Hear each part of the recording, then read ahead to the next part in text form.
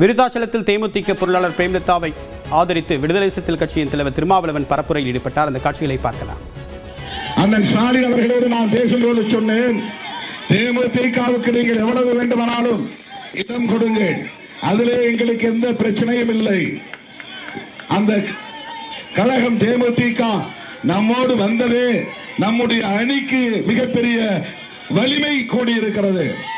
ஆகவே தேமுதிகவை அதிமுக இழுத்துச் செல்ல முயன்ற நிலையில் அவர் அதற்கு இணங்காமல் நாங்கள் திமுகவோடு தான் போயிருக்கிறோம் என்று சொன்ன நிலையிலேயே, இணைந்திருக்கிற நிலையிலேயே அவருக்கு எத்தனை இடங்கள் வேண்டுமானாலும் அள்ளி கொடுக்கலாம், அதை நான் வரவேற்கிறேன் என்று வெளிப்படையாக அண்ணன் முதலமைச்சர் ஸ்டாலின் அவரிடத்திலே நான் கூறினேன்.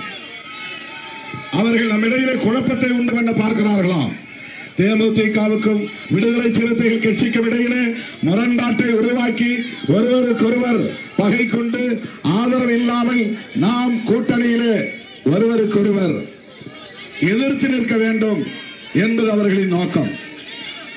பண்ருட்டி வேட்பாளர், காட்டுமன்னார் கோயில் வேட்பாளர் அவர்களுக்கு வாக்களியுங்கள் என்று சொன்னபோது ஒரு கட்சியின் தலைவர் என்கிற வரையிலே நான் விடுதலை சிறுத்தைகள் வேட்பாளருக்கு மட்டும் வாக்கு சேகரிப்பது நியாயமாக இருக்க முடியாது.